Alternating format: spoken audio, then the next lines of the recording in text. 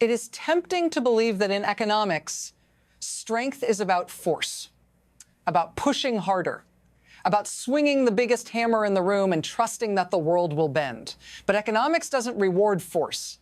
It rewards precision, and when you confuse the two, the consequences are rarely immediate and never where you expect them. For years, we were told that tariffs were a shield, that by taxing our way to strength, we could rebuild what had been lost. Factories would return, jobs would follow, prosperity would snap back into place. It sounded like common sense. And common sense, when repeated often enough, becomes dogma. But here's the uncomfortable truth. When you take a sledgehammer to a finely tuned system, you don't just break your opponent's tools. You shatter your own machinery, quietly, systematically. If you want to understand why one of America's most iconic companies is now struggling and why its neighbor to the north is quietly winning the future, you need to look past the slogans and into the mechanics. Stay with me, because this story doesn't begin with failure. It begins with a promise, and that promise leads us directly to the problem we refuse to see. The real issue was never whether tariffs sounded tough. The real issue was whether they understood the system they were attacking. Because the modern economy doesn't work like a battlefield. It works like an ecosystem. Every move triggers a reaction somewhere else. What was sold as a simple fix was anything but simple. Tariffs weren't just taxes on foreign goods. They were taxes on complexity, on integration, on the invisible web that actually makes modern manufacturing possible. And nowhere was that web more intricate than in the North American auto industry. A single car isn't built in one place. It's assembled across borders, across time zones, across decades of coordination. Parts move back and forth not because of weakness, but because of efficiency. When policymakers looked at that system, they didn't see precision. They saw dependence, and they decided to break it. That decision didn't just change trade flows. It rewired incentives, it reshaped investment, and it quietly forced companies like General Motors to ask a dangerous question. Not how do we grow, but where can we survive? And once that question is asked, everything that follows becomes inevitable. To understand why this went wrong, you have to zoom out, not months, not years, decades. For nearly 40 years, North American manufacturing was built on one assumption, that borders were administrative, not economic. Factories were placed where they made sense. Steel here, casting there. Assembly somewhere else, not because anyone was weak, but because the math worked. That system didn't emerge by accident. It was engineered slowly, patiently, through trade agreements, logistics, trust, and repetition. Every crossing of the border shaved off cost. Every specialization increased efficiency. And over time, the system became lean, fast, and fragile. Fragile not because it was bad, but because it depended on stability. When tariffs entered that picture, they didn't just raise prices, they injected unpredictability. Suddenly, the question wasn't, how do we optimize?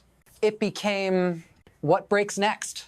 And once unpredictability becomes policy, investment doesn't argue, it leaves. That is the moment this stopped being a trade dispute and became a structural crisis. Because the companies trapped inside this system weren't just reacting to costs. They were reacting to fear, and fear is what reshapes history. The first crack didn't come with a bang. It came with a spreadsheet. In early 2018, the numbers stopped lining up. Steel prices jumped. Aluminum followed, not gradually, overnight. For companies like General Motors, this wasn't noise. It was a shock to the heart. Automotive manufacturing is a game of pennies. Margins are thin. Volume is everything. So when raw material costs spike without warning, there is no cushion. There is only triage. GM did the math and realized something brutal. The tariffs meant to protect them were costing them $1 billion. Not in theory, in cash. $1 billion that didn't build a factory, didn't fund innovation, didn't raise wages. It vanished into higher input costs. And here's the irony that changed everything. While Washington framed this as strength, boardrooms read it as danger. Because when policy becomes unpredictable, planning becomes impossible. And when planning becomes impossible, companies don't invest. They retreat. This was the moment the experiment failed its first test. Not politically, economically, and the consequences were just beginning. What actually broke wasn't trade, it was coordination. Tariffs didn't just raise costs. They changed behavior. When uncertainty enters a system, the system stops optimizing for efficiency and starts optimizing for survival. That shift is invisible but devastating. Before the tariffs, the supply chain was built for speed and scale. After the tariffs, it was rebuilt for insurance, redundancy, hedging. Every company began asking the same question. What happens if the rules change tomorrow? And once that question is on the table, capital freezes. You don't build a new plant when policy feels temporary. You don't commit billions when decisions can be reversed by a headline.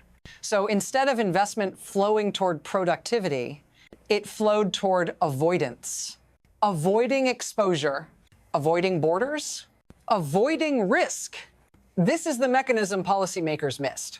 They assumed companies would absorb higher costs and stay put, but firms don't absorb uncertainty. They reroute around it. And the more chaotic the environment became, the more valuable stability became anywhere it could be found. That's when the center of gravity began to shift. Quietly, rationally, irreversibly, and the next shock would make that shift impossible to ignore.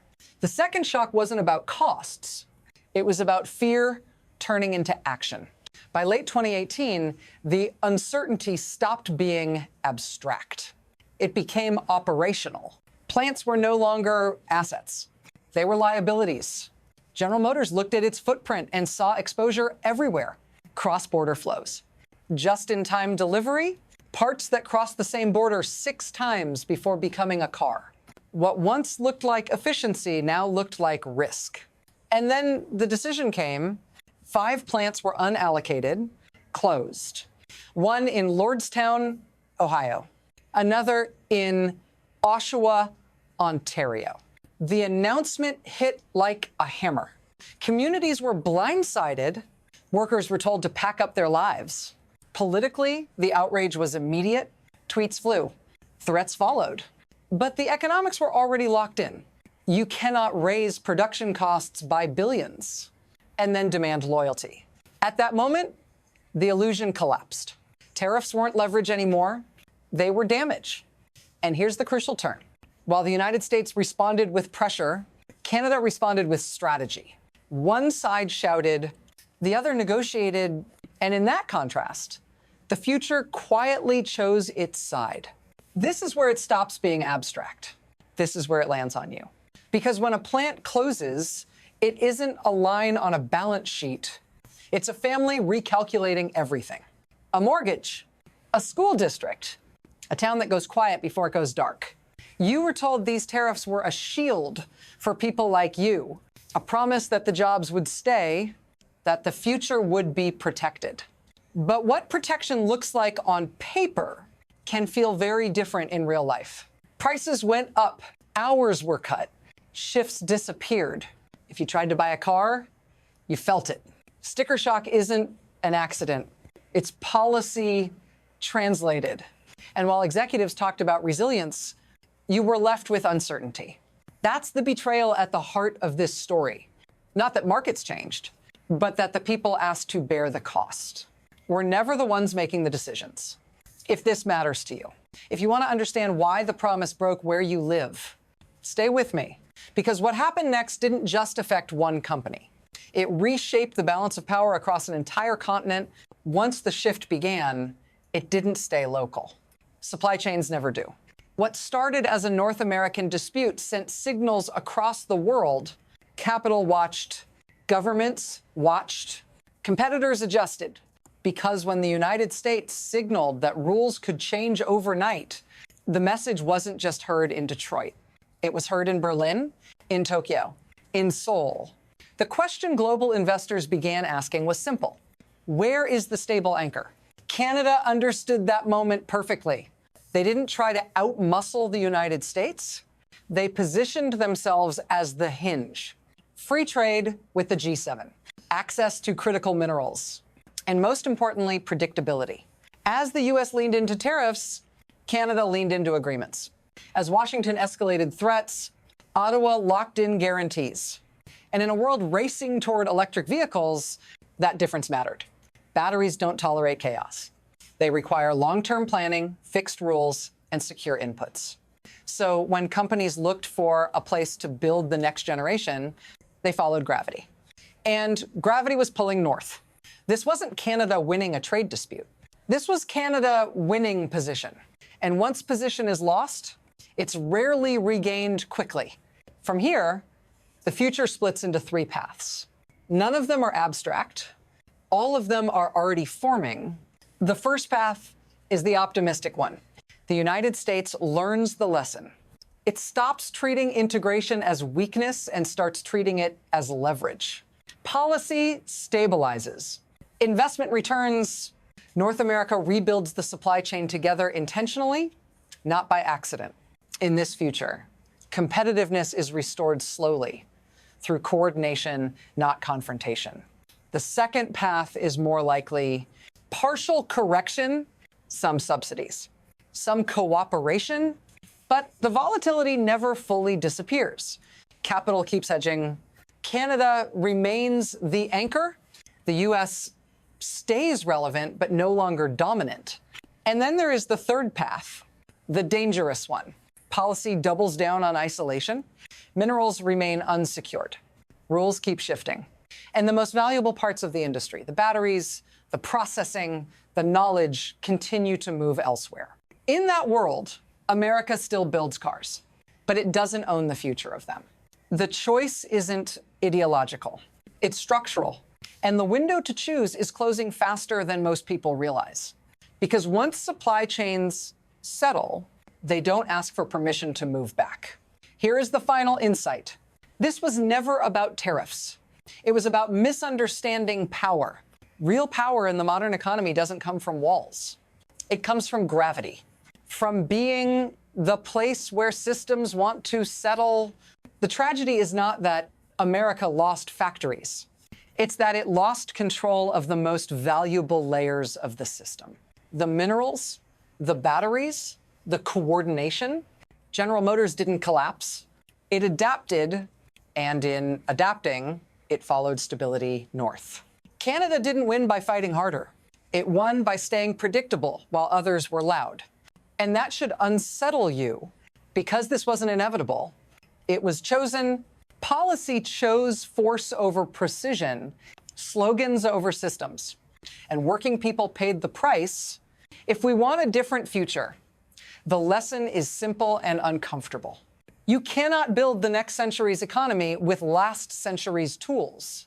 If this helped you see the system more clearly, stay with me, because the next question is even harder. Now that the center of gravity has shifted, how does America get it back? And what happens if it doesn't? That's the conversation we need to have next.